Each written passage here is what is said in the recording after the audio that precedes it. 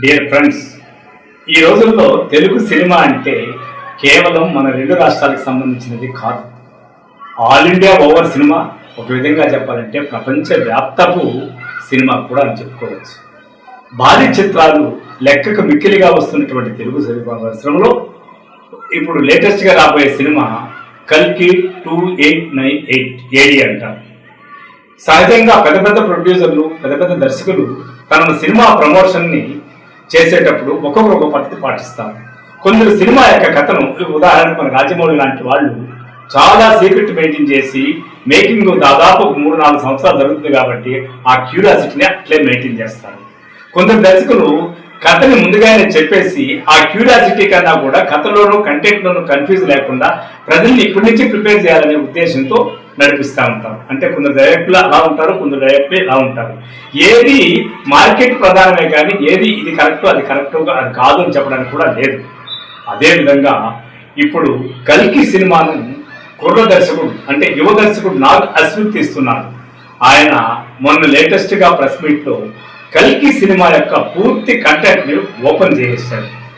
అంటే ఎందుకు చేశాడంటే 2 పాత్రలు చెప్పుకున్నాం కదా, ఆ విధంగా ఆ సినిమాలో ఉన్నటువంటి సంక్లిష్టమైన సబ్జెక్టు జనాలకు ఎక్కాలంటే పూర్తిగా ఇప్పటి నుంచి ఆడియన్స్ ప్రిపేర్ చేయకపోతే రేపు రిజల్ట్ ఏ విధంగా ఉంటుందని భయపడినాడో ఏమో తెలియదు, కానీ ఆ యొక్క కంటెంట్ మొత్తాన్ని చెప్పేశాడు.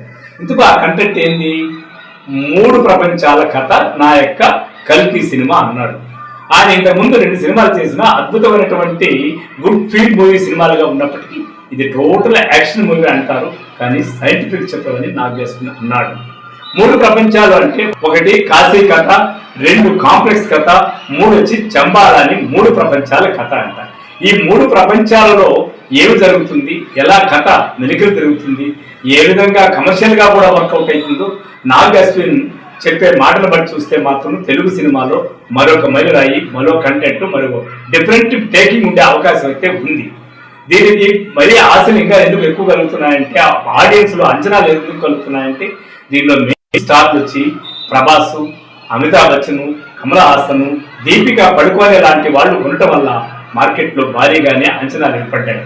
ఇప్పుడు లేటెస్ట్గా నాగ్ అశ్విన్ ఆ కథ యొక్క మెయిన్ కంటెంట్ని రివీల్ చేయడం వల్ల అటు ఆడియన్స్లోను, ఇటు మార్కెట్లోను, ట్రేడ్లోనూ కూడా విపరీతమైన వైరల్ అవుతున్నటువంటి కల్కి ప్రోమో, కల్కి టీజర్ సూపర్ డూపర్ హిట్ అయింది కాబట్టి ఖచ్చితంగా ఆ సినిమా కూడా హిట్ అవుతుందని, తెలుగువాడు మళ్ళీ తలెత్తుకొని తిరిగేటటువంటి ఆ అశ్విన్ బ్యానర్ వైజయంతి మూవీస్ స్థిరపడుతుందని చెప్పేసి మనము నిస్సందేహంగా చెప్పచ్చు.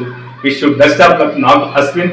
You are a creative director and successful director కావాలని విశ్వ రివ్యూ ఛానల్ ఆశిస్తోంది.